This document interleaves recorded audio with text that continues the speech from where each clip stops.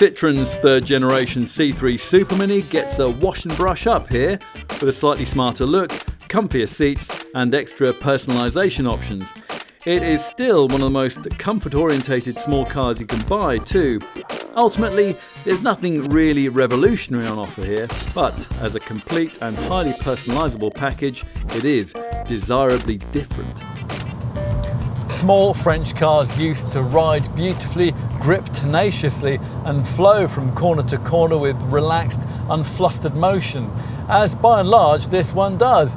It may come as news to some motoring journalists, but most Supermini buyers don't routinely want to throw their cars around as if they were on a stage from the RAC rally. What most of them would prefer is a model that rolls the red carpet over the average, appallingly surfaced British road, as to a great extent this one does. Now it's all down to the way that the fairly conventional suspension setup has been tuned, although the downside of that is inevitably extra body roll through the bends. Stay with it though and you'll find that there is actually rather more grip and traction on offer than you might think. Beneath the bonnet, this third generation model continues with the petrol engines that back in 2016 were carried over from final versions of this model's second generation predecessor. Now that means, as ever with a C3, the bulk of the range is built around an efficient PSA Group 1.2 litre 3-cylinder petrol PureTech unit. It develops either 83 HP in normally aspirated form or 110 horsepower if, as here, it's been fitted out with a turbocharger. This pokiest power plant manages decent WLTP efficiency figures, 50.1 mpg on the combined cycle and 129 grams per kilometre of CO2. It is also the only unit in the range that can be offered with an auto gearbox option.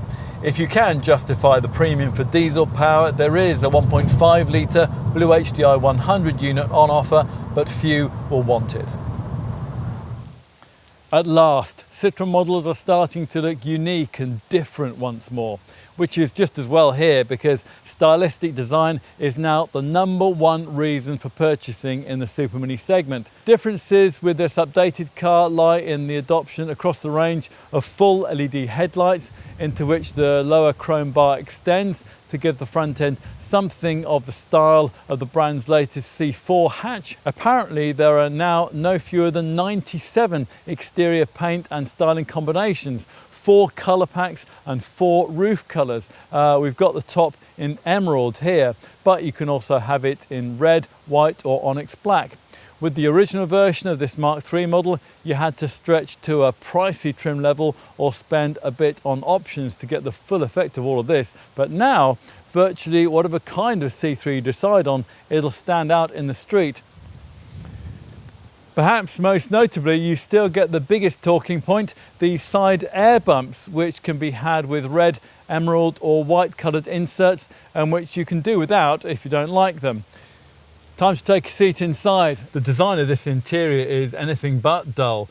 These designer luggage themed overstitched door pulls, for example, the retro style instrument dial graphics, the intricately fashioned chrome trimmed vents, the door bins with their unusual contrast coloured interiors. There's even a reverse air bump theme happening on the doors and the speaker grills. It all attempts to continue the cheery demeanour that was established before you got in. Changes to this revised model include a glossier finish for the central 7-inch infotainment screen, now standard with Apple CarPlay and Android Auto smartphone mirroring. It also gains a little lower ledge here to rest your finger on. And on this top spec model, you also get these cosseting advanced comfort seats, which are fitted out with lumbar support and an armrest. And they're also created using thickened fabric and special foam that can be up to 15 millimeters thick. Time to take a seat in the rear. Once you're inside, it's quickly evident that this isn't one of the more spacious Superminis in the segment. Now Citroen thinks that rear leg space here puts this C3 among the class leaders. We wouldn't agree. The room on offer will be fine for kids, of course, but adults stuck behind reasonably tall compatriots up front may well struggle a little when it comes to room for their legs and knees. But then how often is it really necessary to transport burly adults for any real distance in a supermini? Almost never. For the role that this car will be typically asked to play in an average family, what's provided here will, for most buyers, be probably quite sufficient. Last but not least, let's take a look in the boot. Lift the tailgate, and after the relative restrictions of the rear seat, it's something of a surprise to find that the 300 litre space provided here is one of the larger cargo bays in the supermini segment.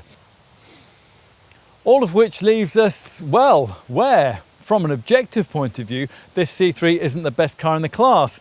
Subjectively though, you could easily argue that there's nothing in this segment to touch it. It all depends on how you view the automotive world. We think that this C3 makes it a brighter place.